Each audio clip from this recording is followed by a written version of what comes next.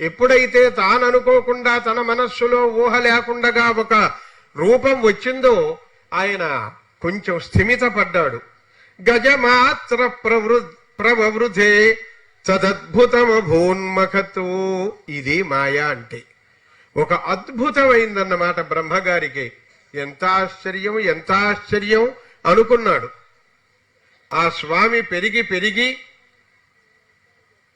అకోబతాశ్చర్యమిదం నాసాయామే వినిశ్రుతం, నా ముక్కులో నుంచి వచ్చింది, అద్భుతమైన రూపాన్ని ధరించింది. దృష్టోంగుష్ఠశిరో మాత్రక క్షణాద్గండశిలాసమ భగవాన్ యజ్ఞపురుషో జగర్జా అగేంద్ర సన్నిభ. ఆ నారాయణమూర్తి వరాహస్వామిగా వచ్చి పెద్దగా ఒక గర్జనం గుర్ఘురారవం చేశాడు. వెంటనే బ్రహ్మాణం కర్షయామాస హరిస్తాంశ్చ ద్విజోత్తమాన్. ఇంకా కొంతమంది ప్రజాపతులు వాళ్ళు ఉన్నారు కదా, వారిని వీరిని కూడా సంతోషపెట్టాడు ఆయన గర్జనతో. ఒక్కొక్క చోట ఆయన గర్జించి సంతోషపెడతారు, ఒక్కొక్క చోట భగవద్గీతలో పాంచజన్యం పూరించి సంతోషపెట్టారు. ఇక్కడ గర్జన దుర్మార్గుల గుండెలు పగలగొట్టింది, అక్కడ పాంచజన్యం కూడా దుర్మార్గుల గుండెను పగలగొట్టింది. గజేంద్ర లీలో జలమా వివేశ.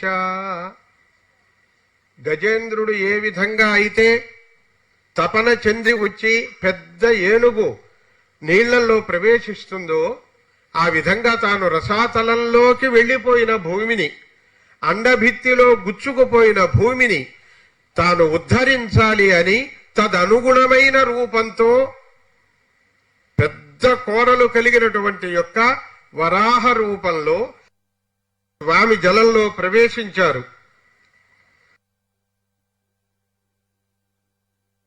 ఇట్లా ప్రవేశించిన స్వామి చూస్తూ ఉండగానే నీటిలో వెళ్లి ఆ భూదేవిపై ఒక కోర ఉంచి బయటకు తీశారు.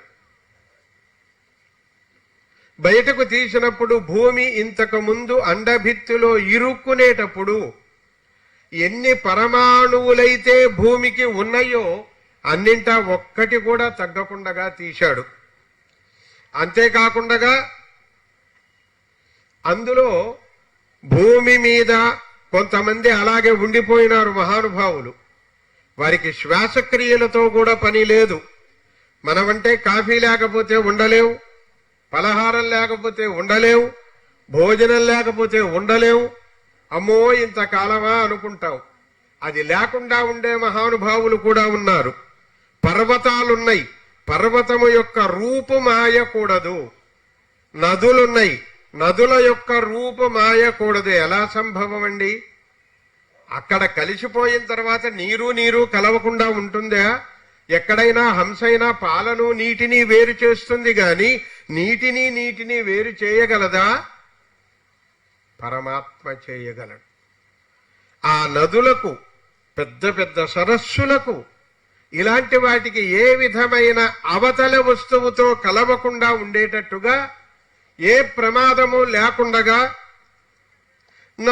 నిలవేజుమన్నం తానత్తవే పిన్నుం. ఈ సప్తద్వీపములు అంటారు, సప్తద్వీపావసుంధర అని. సప్తద్వీపములు వేటికవ్వే ఉన్నాయి, ఏమాత్రమూ కలిసిపోలేదు. నిలవేజుమలై తానత్తవే పిన్నుం. సప్త కులాచలములున్నాయి, ఇవి కూడా ఏ స్థానములలో అవే ఉన్నాయి, అవి కూడా కదలలేదుట. నిలవేజు కడల్ తానత్తవే అప్పన్.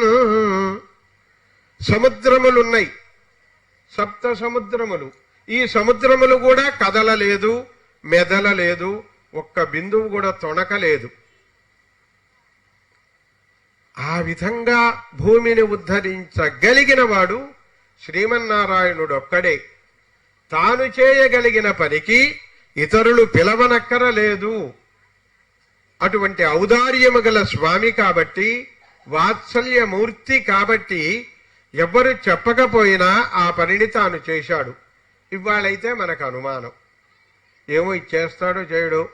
గండ దీపం మొక్కున్నామమ్మా, దేవుడి వల్ల మా ఆయనకి గనకమ్మో ఆసుపత్రికి వెళితే 2 లక్షల ఏటున్నాయి, దేవుడి వల్ల గనక మా ఆయనకి తగ్గిందంటే 5 కొబ్బరికాయలు కొడతాను. అయిపోయింది. 5 కొబ్బరికాయల విలువ వాడి ప్రాణం. ఇలా మొక్కులు మొక్కుకుంటూ చేస్తూ ఉంటామే అంటే ఆయన మీద విశ్వాసం మనకు అంత మాత్రమే ఉందన్నమాట. పరమాత్మ ఏ పని చేసినా ఎవ్వరికీ ఏ ప్రమాదం రాదు. చెడుకు ప్రమాదం లేకుండా ఉండదు, మంచికి ప్రమాదం జరగదు.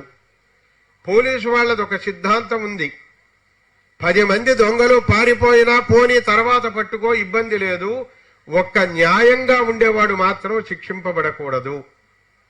పరమాత్మకు ఒక న్యాయం ఉంది. పాపాలు చేస్తే చేసావులే పో, నా ఇష్టం, నేను నిన్ను రక్షిస్తా అని రక్షించవచ్చు. గాని ఆయన చేత రక్షింపబడే స్థితిలో ఉన్న ఏ ప్రాణిని కూడా ఆయన రక్షించకుండా ఉండడు. అది పరమాత్మ యొక్క ధర్మం. కాబట్టి ఈనాడే కాదు, ఆనాడు కూడా మందర పర్వతాన్ని కవ్వంగా చేసి వాసుకిని తాడుగా చేసి మధిస్తే వంగ కడల్ కడైందా. ఆ సముద్రం అంటే ఎలా ఉంటుంది చెప్పండి? దాని మీద ఎన్నో ఓడలు, ఎన్నో పడవలు, పొట్టకూటి కోసం మత్స్యకారులు తిరుగుతూ ఉంటారు పాపం. అలాంటి చిన్న చిన్న పడవలు, పెద్ద పెద్ద పడవలు, పెద్ద పెద్ద ఓడలు, పెద్ద పెద్ద అలలు, ఇవన్నీ వస్తూ ఉంటాయి కదా. కానీ స్వామి మథనం జరిగేటప్పుడు తాను కూర్మమై, అంటే అన్నింటిలో ఉన్నది తన శక్తే ముఖ్యంగా కనబడేది కూర్మావతారం. ఆ మందర పర్వతాన్ని మోస్తున్న సమయంలో ఎక్కడి ఓడ కూడా కదలలేదుట, తెరచాప కూడా సంచిన్నం కాలేదుట, ఎక్కడ ప్రత్యేకమైన అల అంటూ ఏది రాలేదు. మనం చూడండి, ప్రవచనలు వినేటప్పుడు కదలకుండా కూర్చొని జాగ్రత్తగా ఉంటారు. నిశ్చలమైన మనస్సు, నిశ్చల యోగం. ఇక్కడ దీపం చూడు అనేదో చెబుతారు యోగం చేసేవాళ్ళు. ఆ నిశ్చల భక్తిగా ఇది వస్తుంది, అప్పుడు నువ్వే దేవుడు అయిపోతావు. అప్పుడు సోహం సోహం అని ఒక పాట ఉంది, ఈ మధ్య చూశాను, బాగుంది, చక్కగా ట్యూనింగ్కి క్లాస్ 1గా ఉంది. అట్టా నిశ్చలగా ఇట్టా కదలకుండా చూస్తున్న ఉపయోగం ఏముంది? వెళ్ళిన తర్వాత ఏం చెప్పారని ఏమో నాకు తెలియదండి. అది నిశ్చల యోగం. రామాయణం చెబుతున్నారు, ఏమయ్యా రోజు వెళ్ళి వింటున్నా, ఇవాళ చివరి రోజు నువ్వు వెళ్ళి వినవయ్యా అన్నదిట భర్తతో. ఓ అలాగేనన్నాడు, వెళ్ళాడు. వెళ్ళేసరికి ఆ రోజు చివరి రోజుల్లో ఉంది. మరి చివరి రోజున సత్కారాలు, సంభావనలు ఇవి ఉంటాయి కదా. ఓ జనం చాలా మంది వచ్చారు. వచ్చి కూర్చోసరికి పాపం వీడి కర్ర తీసుకుని గడ్డం కింద వేసుకుని ఉంచున్నాడు. వీడు ఆసరాగా బాగా జనం వచ్చారు కాబట్టి ఒకడు వీడి మీద ఎక్కి కూర్చున్నాడు, హ్యాపీగా ఉన్నదని. అంతా అయిపోయింది. తెల్లవారి 3:30కి వీడికి మెళుకు వచ్చి అన్నాడు. అని నేను ఎక్కడున్నాను, ఉండకూడని చోట ఉన్నానే అనుకున్నాడు. తిరిగి వెళ్ళాడు. ఏమయ్యా ఇంతసేపు అంటే మరి రామాయణం అంటే ఏమిటన్నాడు. ఓహో ఇదే, నువ్వు విన్నావుటయ్యా? విన్నా. ఏమిటని అడిగారు. రామాయణం అంటే సామాయణం అంటే మడిసి బరువు ఉందన్నాడు. కాబట్టి అలా కూర్చుని నిశ్చలము అంటే మనం నిశ్చలంగా ఉండటం. మనము అంటే మనస్సు. మనం అంటూ ఉంటాం ఉష్ణం ఉష్ణేన శీతలం అని. ఉష్ణము వల్ల ఉష్ణం శీతలం కాదు, ఉష్ణం ఉష్ణే నా శీతలం అని. అలాంటి సామెతలు, వాటి జోలికి పోకండి, నేను పోను, లేనిపోయిన అనుమానాలు తెప్పించను సామెతల మీద. నిశ్చలముగా ఉండి స్వామి తాను నిశ్చలముగా ఉంచగలిగిన వాడుండగా మనం నిశ్చలంగా ఉంచుకోవటం ఏమిటండి? ఇంద్రియములు వాటి పనవి చేస్తూ ఉంటాయి. అన్నింటికీ పరమాత్మ యొక్క నామమాధుర్యాన్ని, గుణమాధుర్యాన్ని అంటిస్తే చాలు, ఉడుము గనక తేనె నాకినట్టు మనం చెప్పినట్టు వింటాయని ఆయనతో, ఆయన నామ సంకల్పంతో, ఆయన నామ రుచితో, ఆయన గుణ రుచితో మనం వాటిని జాగ్రత్త చెయ్యాలి. పరమాత్మ ఎవరి రుచితో అక్కర్లా, తన యొక్క గుణ వైశిష్ట్యంతోనే, తన యొక్క ప్రతిభతోనే తాను చేయగలడు. ఏ విధంగా మందర పర్వతం పెట్టి మధించినప్పుడు ఓడలు కదలలేదో, నీళ్లలో చరణం లేదు. ఆ విధంగానే ఇవాళ కూడా అండభిత్తి నుండి దిగబడిపోయిన ఈ భూదేవిని స్వామి కోరతో పైకెత్తి తీస్తే కోర కూడా దిగలేదు. కోర దిగినా అక్కడ కొంచెం సొట్ట మార్పు ఉంటుంది, ఆ మార్పు కూడా లేదుట. ఆ భూమి తనంతా తానే నిలిచింది కోర మీద. ఆ భూమిని ఒక కోర యందు ఉంచుకుని రెండవ కోరతో హిరణ్యాక్షుణ్ణి సంహరించిన స్వామి ఆది వరాహ స్వామి. మరి అటువంటి పరమాత్మ యొక్క వైభవాన్ని దంశ్రాజ్య కోట్యా భగమం స్వయాధృత విరాజతే భూధర భూస్య అభూధర సభూధర యథావనాన్నిస్సరతో దతాధృత మతం గజేంద్రస్య సపత్ర పద్మిని. వచ్చేటప్పుడు కూడా దాన్ని మోస్తూ అబ్బా ఎంత కష్టపడుతున్నానో చూస్తూ అంటూ రాలేదు. ఒక పర్వతం నుంచి ఒక చోటు నుంచి ఏనుగు నడిచి వచ్చేటప్పుడు నీటిలో నుంచి పైకొస్తూ ఒక తామర పువ్వు తెచ్చినట్టుగా ఆ తామర పువ్వు తీసుకొచ్చేటప్పుడు ఏనుగు ఏమైనా అలుస్తుందా? అలవదు. ఆ పత్రము ఆ పుష్పము ఇలా పట్టుకుంది. పత్రం పుష్పం ఫలం తోయం యో మే భక్ష్యా ప్రయచ్చతి. ఒక ఏనుగు అలా చేసింది. పద్మం తీసుకోవయ్యా వచ్చానగానే పరిగెత్తుకొచ్చాడు. ఇందాక చెప్పుకున్నాం. గరుత్మంతుడు తేలేదు, ఆయనే గరుత్మంతుడిని లాక్కొచ్చేశాడు. అయిపోయింది, సంహరించేశాడు మకరని, కరిని రక్షించాడు. ఇప్పుడు దీని పేరు గజేంద్ర మోక్షమా మకరీంద్ర మోక్షమా? కాదు.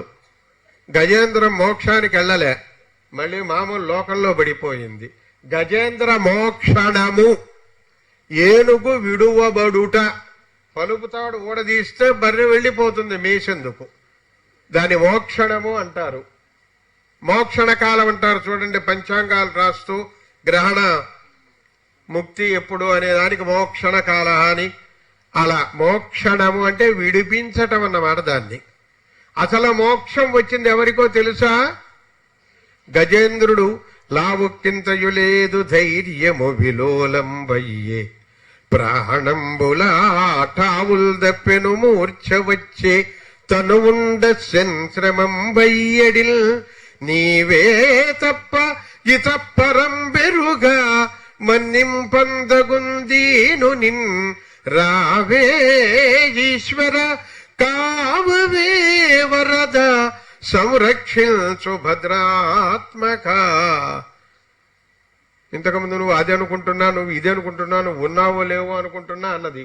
నీవే తప్ప ఇతఃపరం బెరుగా, నీవు తప్ప ఇంకొకటి నాకు తెలియదు, నువ్వే నాకు రక్షకుడివి. అనన్యగతిత్వము. ఇలా ఎప్పుడైతే ప్రార్థించిందో వెంటనే వచ్చాడు కదా. వచ్చేం చేశాడు? మకరిని సంహరించాడు. మోక్షం గంధర్వుడైపోయి శాప విముక్తి కలిగింది ఎవరికి? మకరికి. ఏనుగు మళ్ళీ సంసారంలోకి వెళ్ళిపోయింది. మళ్ళీ అంటే భగవంతుణ్ణి గురించి ప్రార్థన చేసింది ఇంతవరకు ఏనుగు. కాబట్టి ఏనుగు భాగవతోత్తముడు. మొసలి అడ్డదోవ చూసుకున్నది. అబ్బో భగవంతుడి స్తోత్రం దాకా నేనెక్కడ చెయ్యగలను, ఆ స్తోత్రం చేసే భాగవతోత్తముల పాదధూళి చాలు అని పట్టుకోక పట్టిన పట్టు విడవకుండా భాగవతోత్తముడైన ఏనుగు పాదం పట్టుకున్నది. అందువల్ల భగవంతుణ్ణి పట్టుకుని స్తోత్రం చేసిన ఏనుగు కంటే ఈయన ఈ మకరికి మోక్షం లభించింది. అలాగే ఇక్కడ కూడా హిరణ్యాక్షుడు ప్రాణం వదలబోతున్నాడు. ఆదివరాహస్వామి సంహరించాడు. దీనికి పోతన్న గారు చక్కని రూపకల్పన చేసి చెప్పారు మన సంప్రదాయార్థాన్ని. అందువల్ల అది విజ్ఞాపన చేసుకుంటున్నాను.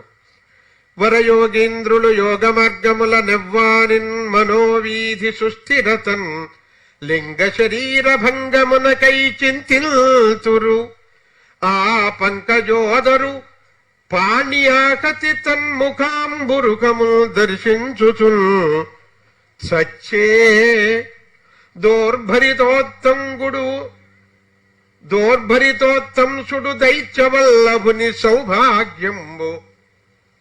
ఆయన దుర్మార్గుడు అని చెప్పిన పోతన్నే ఇక్కడ ఏమంటున్నాడో చూడండి. ఆ స్వామి కారణంగా ఆయన చేతిలో చచ్చాడే ఈయన. దైత్యవల్లభుని సౌభాగ్యంబు దానిటిదో. ఎంత పుణ్యం చేసుకున్నాడండి హిరణ్యాక్షుడు. ఎవరి దగ్గర ఆయన ఇప్పుడు పరమపదించాడనొచ్చు. ఆయన వెళ్ళేది పరమపదానికే. గత శాపాన్ని గురించి ఉదయం చెప్పారు, శాప కారణం కూడా పెద్దలు సాయించారు, మీకు గుర్తు ఉండే ఉంటుంది. ఆ పరమాత్మ స్వయంగా వచ్చి మళ్ళీ ఎవ్వరూ చూడకుండగా ఏకాంతంలో భగవద్ రామానుజులు కూడా ఒక మూగెతనికి ఆచార్య తత్వం అంటే ఏమిటో, ఎలా చేస్తే మోక్షం వస్తుందో ఒక్క సంజ్ఞతో చూపించారట. ఎంత ప్రేమ! వీడు అలాంటి వాడు కాబట్టి హిరణ్యాక్షుడికి ఎవ్వరూ లేని సమయంలో రా నా దగ్గరకు అని తన దంతముతోనే తనను చూస్తూ ప్రాణం వదిలేటట్టుగా కటాక్షించారు పరమపదాన్ని. ఆ మకరికి మోక్షం వచ్చినట్టు ఇక్కడ ఈయనకి మోక్షం లభించింది. అంత్యకాలే స్మృతిర్యాతు తమ కైంకర్యకారిత. స్వామి కైంకర్యం చేస్తున్నట్టు ఎవరైతే అంత్యకాలమున స్వామిని స్మరిస్తారో వారికి పరమపదం తథ్యం అదే రూపంలో స్వామి సాక్షాత్కరిస్తారు అని మన పెద్దలు సాయిస్తున్నారు. నీవు చివరికి ఏ రూపంలో ధ్యానిస్తే ఆ రూపంలోనే నిన్ను ఉద్ధరిస్తానని చెబుతున్నారు స్వామి. ఇలా ఆది వరాహ రూపంలో హిరణ్యాక్షుణ్ణి సమీకరించడం కాదు, ఆయనకు ఈ లింగాన్ని తొలగించి ఈ గుర్తు, వీడొక రాక్షసుడు, ఇదొక శరీరము, ఇవి కాళ్ళు ఇవి చేతులు అనే వాటి నుంచి దూరం చేసి ఆ ఆత్మకు పరమపదాన్ని ప్రసాదించిన మహానుభావుడు ఆది వరాహస్వామి. ఆదివరాహస్వామి దయ అపారం. ఆనాడు ఆదివరాహస్వామి రోమకూపములలో వేదములన్నీ కూడా దాగినయిట. శాస్త్రములు, వేదములు, పురాణములు, ఇతిహాసములు. వాల్మీకి మహర్షి రామాయణ ఇతిహాసం రచించారు. వాల్మీకి టైంలో వారు పలికారు. అంతకు ముందే ఉన్నది, అంతకుముందే భారతం ఉన్నది, అంతకుముందే భగవద్గీత ఉన్నది. అన్నీ కూడా స్వామి కటాక్షముల యందే ఉంటూ ఉన్నాయి. ఆ విధంగా స్వామి హిరణ్యాక్షుణ్ణి సమకరించి మనకు ఎంత రాక్షసుడైనా సరే వాణ్ణి నేను సంహరించినా మోక్షమే ఇస్తాను. కాబట్టి నా దగ్గర మీరు కొంచెం కృష్ణారామ గోవింద అనుకుంటుంటే వచ్చేందుకు భయపడవలసిన అవసరం లేదు.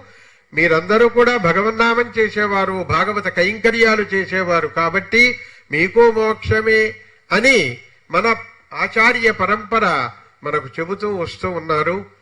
కాబట్టి అలాంటి ఆచార్య పరంపరకు దాసోహం చేసుకుంటూ పరమాత్మ అయిన ఈ ఆది వరాహస్వామికి దాసోహం చేసుకుంటూ వేదికను అలంకరించిన క్రింద వేంచేసి ఉన్న పెద్దలకు నమస్కారాలు చేసుకుంటూ జితం జితంతే జిత యజ్ఞ భావనత్రయీం తనుం స్వాం పరిధున్వతే నమః యద్రోమగర్తేషు నినిల్యురధ్వరాః తస్మై నమః కారణ శోకరాయతే అంటూ ఆ ఆది వరాహస్వామిని ప్రార్థించుకుంటూ అందరి దగ్గర సెలవు పుచ్చుకుంటున్నాను. స్వస్తి. కృష్ణార్పణ.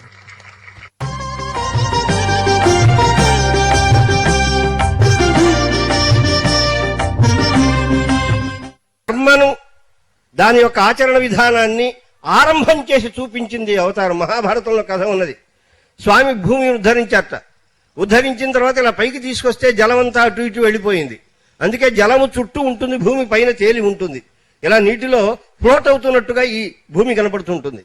అలా కనపడుతున్న దశలో గబగబా ఆ భూమి మీదకు తాను వచ్చి తన దంష్ట్రల మధ్య పిండమును ఇరికించుకొని తాను దర్భమయ దేహాన్ని ధరించి తానే యజమాన శరీరాన్ని ధరించి తానే దేవతారూపుడై తాను శ్రాద్ధ కర్మ మొట్టమొదటిగా ఇక్కడ ఆచరణ చేశాట. స్వామి దర్భ ప్రస్తరణం చేసి వరాహమూర్తి శ్రాద్ధ ప్రక్రియ చేశారట. అంటే శ్రద్ధతో చేసేటువంటి తనను ఆవిర్భవింపచేసిన వారికి కృతజ్ఞతా పురస్సరంగా చేసే క్రియతోటే మానవుని యొక్క యాజ్ఞిక జీవనం, యజ్ఞమయమైన జీవన విధానం ప్రారంభమవుతుంది అని చెప్పడం కోసం సహ యజ్ఞై ప్రజా సృష్ట్వా పురోవాచ ప్రజాపతి అనేన ప్రసవిష్యధ్వం. మీరు కృతజ్ఞతా పురస్సరంగా చేసేటువంటి ఈ క్రియాకలాపమే మీ జీవన విధానానికి ఆధారం అవుతుందయ్యా అని తాను కర్మాచరణం చేసి చూపించట.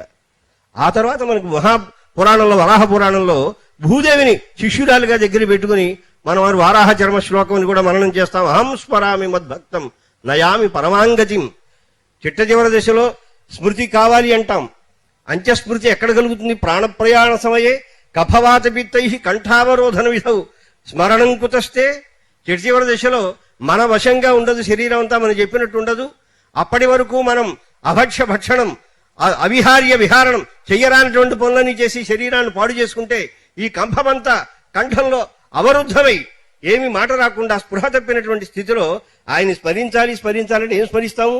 అటువంటి దశలో అహం స్మరామి, నీకు స్మృతి కలక్కపోయినా ఎప్పుడో ఒకప్పుడు నాతో కనుక బంధం నువ్వు పెట్టుకుని నీ జీవితంలో నీ స్మృతి నిలిచినంత వరకు నన్ను మరిచిపోకుండా కనుక నువ్వుంటే చిట్ట చివరి దశలో శారీరకమైన వివశత దశలో అహం స్మరామి మద్భక్తం, నీవు నన్ను స్మరించక్కర్లా, నేనే నిన్ను స్మరిస్తాను. నయామి పరమాంగతిం అని నీ చర్మస్మృతిని నేను అనుగ్రహిస్తానయ్యా అని చెబుతాడు. అటువంటి ఉత్తమమైన వైష్ణవ ధర్మాలన్నీ కూడా ఉపదేశించినటువంటి వాడు. మానవ జీవనం ఎలా ఉండాలి, సమాజంలో మానవునికి ఉండవలసినటువంటి కళ్యాణ గుణములేమిటి అని భూదేవిని తాను ముందు పెట్టుకుని ఆవిని శిష్యురాలుగా చేసుకుని తాను ఆచార్యత్వాన్ని వహించి ఉపదేశించినటువంటి మహానుభావుడు మహావరాహమూర్తి. అందువల్ల విద్యావతారం, కర్మమూలమైనటువంటి అవతారం.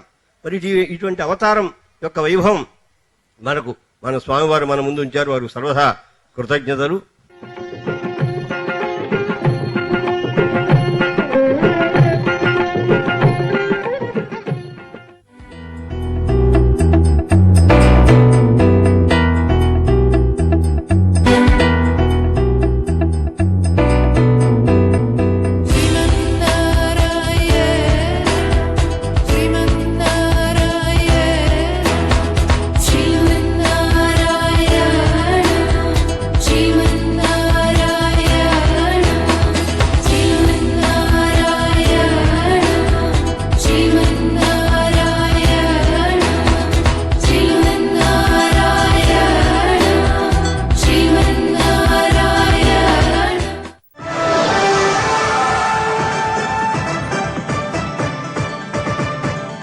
మా టీవీ, మనందరి టీవీ.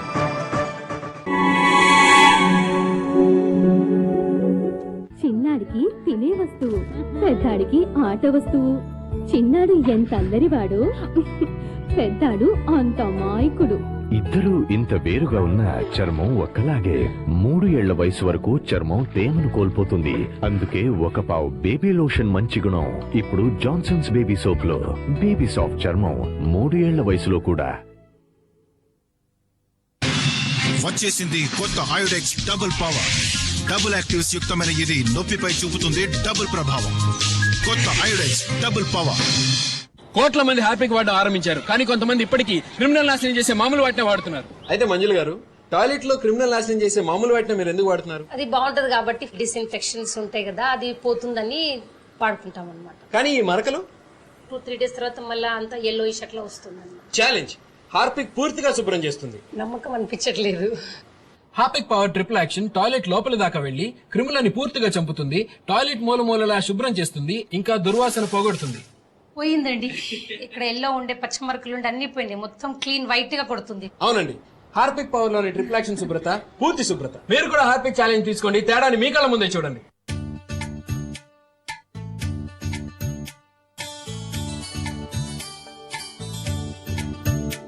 కొక్కరోక్కో అంటే ఏంటి? కోడి కూతన్నారా? కాదండి బాబు, కొక్కరోక్కో అంటే మంచి అర్థం ఉంది. కో అంటే కొత్త, కో కొత్త ప్లస్ కొత్త కొంగ్రొత్త. రో అంటే రోజు, మళ్ళీ కో అంటే కోసం. కొత్త కొంగ్రొత్త రోజు కోసం నిద్ర మేల్కోండి. ఎలాగా? చిరునవ్వుతో. అది అలాగా.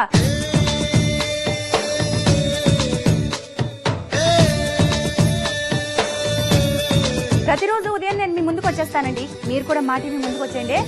కత్తులు, కత్తిపేట్లు, కూరగాయలు అన్ని తెచ్చేసుకోండి. కసకసా మీరు కూరగాయలు నరికెద్దురు, నేను కిలకిలా మిమ్మల్ని నవ్వించేస్తాను. ఎలా? ఆనందప్రదమైన ఆరోగ్యకరమైన నవ్వుల తాలింపుతో, చిరునవ్వుతో.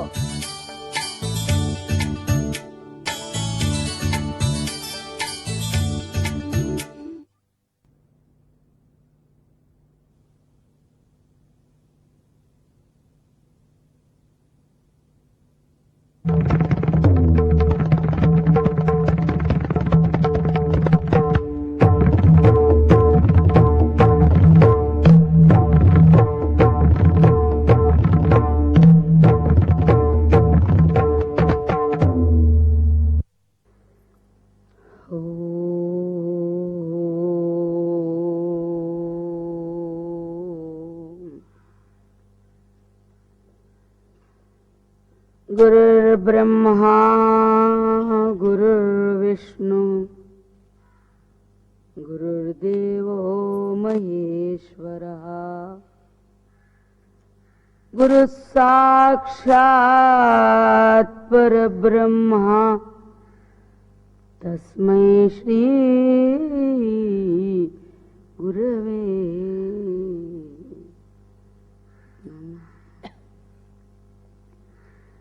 नारायण समारंभाम् शंकराचार्य मध्यमाम् अस्मदाचार्य पर्यन्ताम् वंदे गुरु परंपरा।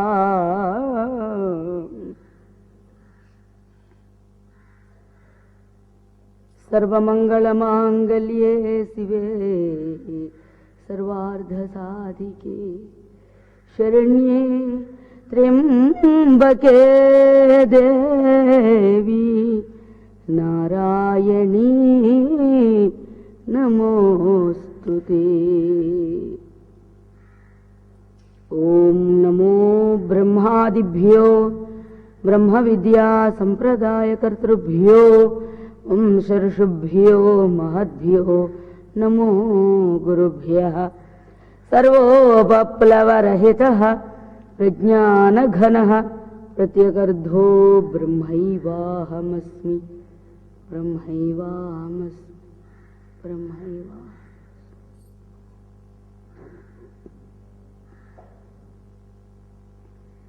ओम श्री गुरुभ्यो नमः।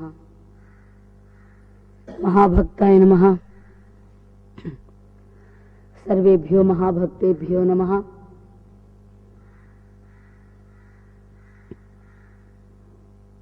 సద్గురుదేవుల సంపూర్ణ అనుగ్రహంతో శ్రీదేవి నవరాత్రి మహోత్సవాలు సాగుతూ ఉన్నాయి. చెబుతూనే ఉన్నాం 3వ రోజులో ప్రవేశించామని. 3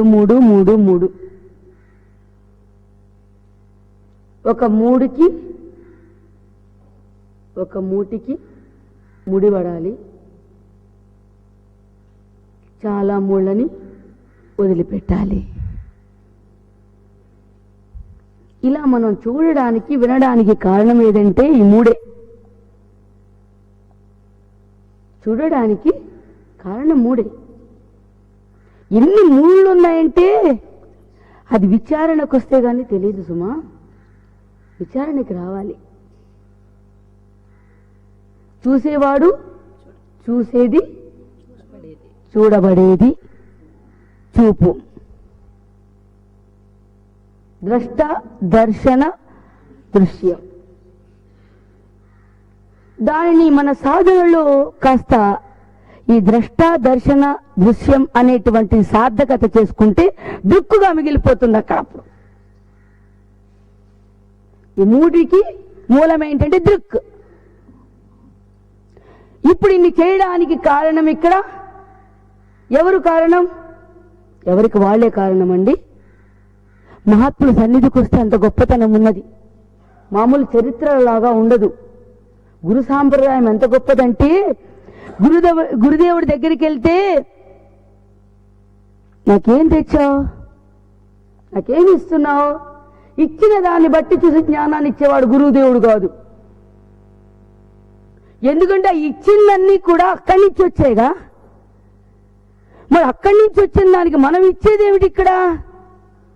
ఓహో, అయితే మరి ఎందుకు ఇస్తున్నామండి? ఇప్పుడు మరి